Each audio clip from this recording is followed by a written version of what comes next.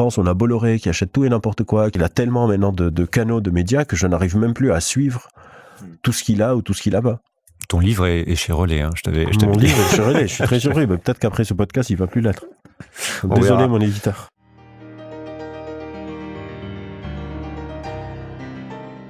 Une musique qu'on entend beaucoup, c'est l'aspect un peu mobilisateur ou le besoin d'avoir des récits. Est-ce que vous en avez parlé un peu dans vos travaux ? Personnellement, bref. Oui, absolument. On est une espèce qui est en compétition sur les histoires qu'on se raconte. Il y a un paradoxe, même dans nos vies individuelles, il y a un paradoxe d'un chercheur qui s'appelle Stan Klein, c'est un peu long, mais je vais vous expliquer c'est quoi, qui s'appelle le paradoxe de la continuité du self sans preuve. Et c'est un paradoxe très sympa et très bête en même temps. C'est le paradoxe qui fait que vous croyez que vous avez existé de manière ininterrompue depuis votre naissance. Moi, je suis né en 1982, on est en 2025, je considère que depuis ma naissance jusqu'à aujourd'hui, j'ai existé de manière continue. Mais Stan Klein, il dit, mais... C'est quoi l'alternative de... Je vais vous expliquer, c'est quoi. Stan Klein, il dit, mais on n'a pas de preuve pour ça. Si je vous demande, où est-ce que vous étiez le 22 novembre 1994, prouvez-moi que vous étiez là, vous ne pouvez pas. Mais vous l'acceptez parce que dans notre cerveau, on a certains réseaux neuronaux qui s'occupent de la narrativité de nos vies.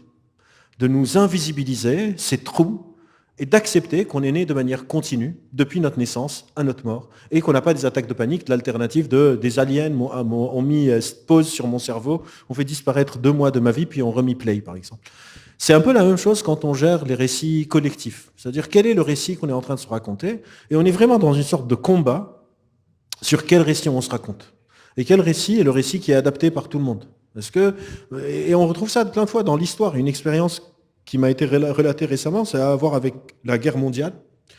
À la fin de la Seconde Guerre mondiale, si on demande à des Français, c'est grâce à qui qu'on a gagné la guerre ? Apparemment, la majorité disait c'est les Soviétiques. Et aujourd'hui, si on demande c'est grâce à qui qu'on a gagné la guerre, la majorité dit c'est les Américains. C'est un changement de récit. Le passé, personne n'est allé refaire la guerre. Mais le passé, on le réécrit tout le temps à partir des récits qu'on se raconte, le soft power, le cinéma, les arts, la philosophie, l'économie, etc. Et donc évidemment que c'est important de proposer d'autres lectures de ce réel morcelé que notre cerveau met en récit à partir de petits bouts, avec une illusion de continuité qui n'existe pas parce qu'on n'a pas les ressources nécessaires pour ça. Et donc pour répondre à la question de monsieur, ça veut dire que c'est important de construire des récits. C'est hyper important. Absolument. De toute façon, on le fait tout le temps, donc autant reprendre le contrôle dessus. Et imposer nos récits au lieu de tout le temps devoir être dans une sorte de réaction des récits qu'on nous impose. Sur les réseaux sociaux, là aussi, on va omettre la dimension algorithme, on va omettre la dimension d'architecture du choix, de bots, d'informations répétées de plein de sources, de désinformation et tout ça, et on va se concentrer sur les biais cognitifs et la dopamine. Les gens sont sur les réseaux sociaux parce que leur donne un sucre de récompense qui est la dopamine, et c'est pour ça qu'ils restent dessus. Alors que c'est du bullshit de classe mondiale, parce que quand on regarde les chiffres, la majorité écrasante des utilisateurs des réseaux sociaux ne postent rien, donc peuvent pas avoir de like, parce qu'ils postent pas. Donc elle est où la dopamine ? En sachant que la dopamine, c'est pas la molécule du plaisir. Mais même si ça l'était, elle est où la dopamine, vu que je peux pas avoir de like, vu que je poste rien ? Je suis sûr que la majorité des gens qui nous écoutent vont sur les réseaux sociaux plusieurs fois par jour et ne postent quasiment jamais. Mmh. Et deux, on va dire, les gens tombent dans le piège des fake news à cause de leur biais cognitif. Alors que, encore une fois, c'est hyper rationnel. Si moi, je vois la même news de 50 000 sources différentes, passer pendant des semaines, de me dire peut-être que c'est vrai. Ça veut pas dire que les biais cognitifs ne sont pas importants, mais c'est une sorte d'inversion de la charge de la responsabilité qui est complètement perverse, de dire la raison, c'est les biais. Limite, les biais, c'est le moyen par lequel on est en train de se faire exploiter. Mais c'est pas la cause de pourquoi on y croit. Donc c'est une sorte d'inversion de la boucle causale du phénomène, toujours pour éviter, parce que ça va orienter les solutions. Et donc, quelles vont être les solutions ? Si moi, je te dis, le problème des fake news, c'est les biais cognitifs, quelle solution tu vas proposer ? Tu vas me dire, il faut qu'on fasse l'éducation aux médias et de l'éducation au raisonnement critique. Mais si moi, je te dis, les biais cognitifs sont juste une toute petite partie de la chaîne, mais il y a derrière l'éditorialisation du contenu, la diffusion massive d'informations qui sont fausses de manière qui est propagée sciemment, le fait que Elon Musk, il peut acheter Twitter, changer le code pour que tout le monde voit ses tweets, même si on le suit pas, et décider de shadow ban Donc shadowban, pour ceux qui savent pas, c'est-à-dire vous postez et personne ne voit ce que vous faites, mais vous savez pas que personne ne voit ce que vous faites. Et décide de shadowban tous les opposants d'Erdogan, parce que Erdogan l'a appelé et lui a dit « Si tu fais pas ça, je bloque Twitter en Turquie. » Et donc Elon Musk dit « Ah non, mais on veut pas que Twitter soit bloqué en Turquie, donc on va shadowban tous les opposants d'Erdogan pendant 2 semaines avant les élections. » Là, c'est ce qu'il a fait pour le coup. Ouais, c'est ce qu'il a fait. Ok. Et il s'est justifié de ça. Il a dit « Je voulais pas qu'on bloque Twitter, donc oui, Ok. j'accepterai ça. Il faut que les gens trouvent une autre manière d'être contre Erdogan. » Donc c'est vraiment des choses. Tout ça va être passé à la trappe. Et on va dire juste, il faut faire de l'éducation aux médias. Mais quand tu comprends à l'inverse, évidemment qu'il faut faire de l'éducation aux médias. Évidemment qu'il faut faire de l'éducation au raisonnement critique. J'ai créé un collectif dédié au raisonnement critique. Mais c'est une surresponsabilisation massive qui ne pourra pas résoudre le problème. Pas plus que quand on a éduqué les gens à la clope ou à l'alcool au volant, ils ont soudainement arrêté de fumer en intérieur ou de boire au volant. On a dû faire aussi des lois. Et donc, il faut juste rééquilibrer un peu ce dosage et sortir de ce réductionnisme à outrance sur l'individu, sur l'éducation de l'individu, pour ne pas s'attaquer au gros problème qui est, on a laissé des entreprises privées qui sont principalement américaines ou chinoises prendre une place prépondérante dans la formation de l'opinion de démocratie. Et les démocraties sont aussi fortes que la qualité de l'information sur lesquelles se basent les citoyens pour voter.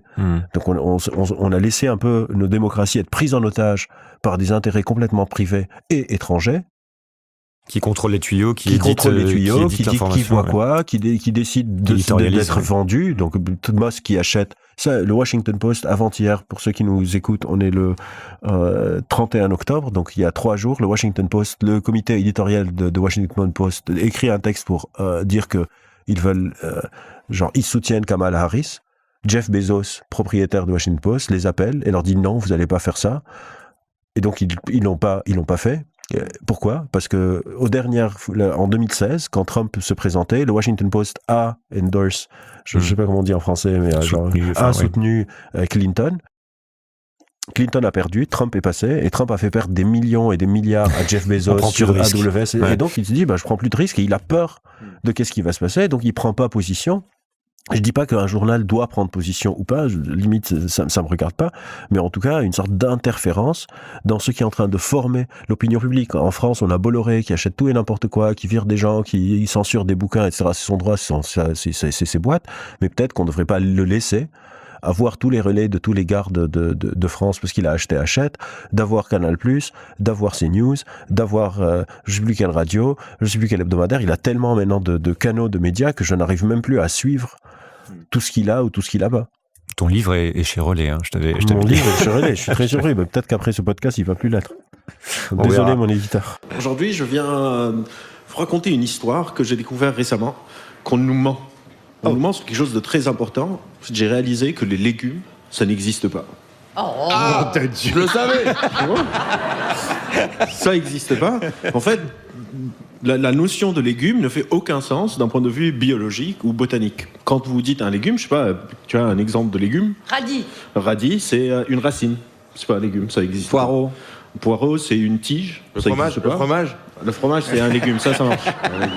En fait, la majorité de nos légumes sont soit des feuilles, soit des fleurs, soit des tiges, soit c'est des racines, soit des graines. Et ça n'existe pas, la catégorie légumes. Et donc, cette discussion de la tomate, c'est un fruit ou c'est un légume, ça ne veut absolument rien dire. Mais c'est pratique. Et parfois, on va créer des catégories dans le monde parce que ça rend le monde plus accessible. Notre cerveau a besoin de créer des catégories pour appréhender le monde. Le monde est souvent très très complexe et notre cerveau nous le rend plus accessible en le simplifiant. On appelle ça la réponse catégorielle à la problématique dimensionnelle. Ça semble être compliqué, mais je vais essayer de l'expliquer. Il y a plein de choses dans le monde qui sont des sortes de continuums. Il n'y a pas un endroit où les choses s'arrêtent et on découpe pour rendre les choses plus accessibles. Par exemple, imaginez le spectre de lumière, la lumière visible. Il n'y a pas un endroit où le bleu devient du vert, ou le vert devient du jaune, le jaune devient du rouge. En fait, les couleurs, ça correspond à la longueur d'onde des photons de lumière. Et si je veux être très très précis, je vais dire, j'aime bien le pantalon à 463 nanomètres de Emmerich. 464. Exactement, par rapport au micro qui est à 478. Mais ça devient très compliqué, donc je dis j'aime bien le pantalon bleu d'Emmerich ou le micro bleu de Radio Nova. On va simplifier, on va perdre en complexité pour gagner en efficience. Mais parfois, quand on catégorise un peu avec le pied. On catégorise un peu comme de la merde. Et c'est là où ça devient compliqué. C'est-à-dire, quand on catégorise quelque chose, c'est pas quelque chose de neutre. quand on catégorise, ça conditionne le rapport qu'on a avec le monde. On appelle ça des croyances performatives, quand ça implique la manière dont on fonctionne. Donc catégoriser les spectres de lumière, c'est pas très grave, et on arrive à s'en sortir tous les jours avec 5-6 mots. Je peux me faire comprendre avec le bleu, le jaune, etc.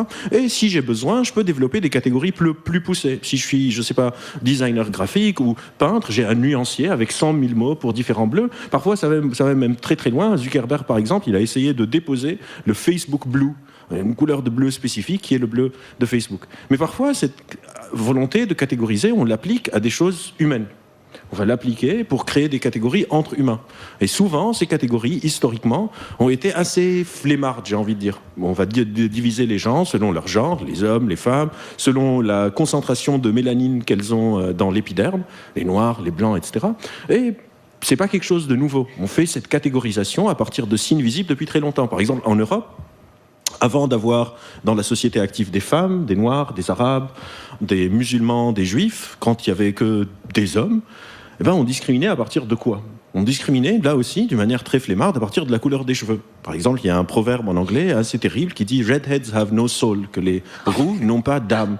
Et si vous vous approchez trop d'un roux, un peu comme Shang Tsung dans Mortal Kombat, pour ceux qui connaissent, il vous aspire votre âme, et donc il fallait rester très très loin. En fait, l'histoire... Donc ça, tu confirmes, c'est faux.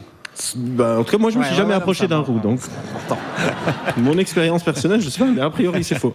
Et donc, on a toujours créé ces découpages pour discriminer, parce que quand on crée des catégories sur les couleurs, quand on crée des catégories sur les légumes, c'est pratique et c'est pas très grave, mais quand on crée des catégories sur les groupes sociaux, sur les groupes humains, souvent on a tendance à faire une sorte de chaîne en 3 étapes. On catégorise, on s'identifie à une certaine catégorie, puis on se compare.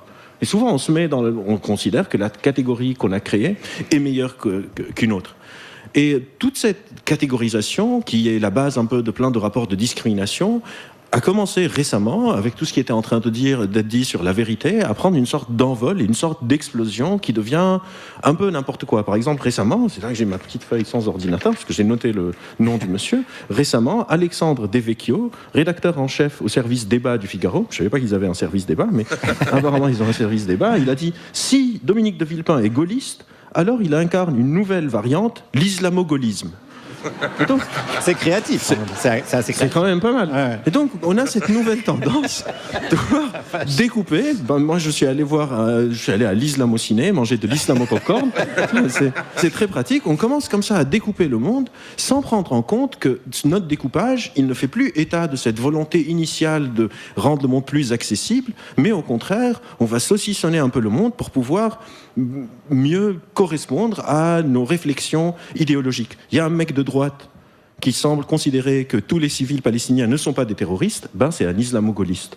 Qu'est-ce qu'en pense le général de Gaulle ? Je ne sais pas, mais c'est intéressant. Et donc, tout ça pour dire que dans le futur, quand vous entendez des sortes de catégories qui sont créées, les Arabes, les Noirs, les Juifs, les Français, les Européens, les Américains, le monde occidental, demandez-vous, est-ce que cette catégorie sert à appréhender vraiment le monde, ou au contraire, elle dessert notre capacité à réfléchir la complexité inhérente du monde en le simplifiant de manière un peu trop grossière. Et surtout, n'oubliez pas de manger vos 5 fruits, feuilles, tiges, graines, racines, et j'en ai oublié certains. Ouais. Bulbes, merci. Fromage, par jour. fromage. Fromage par jour. Merci beaucoup.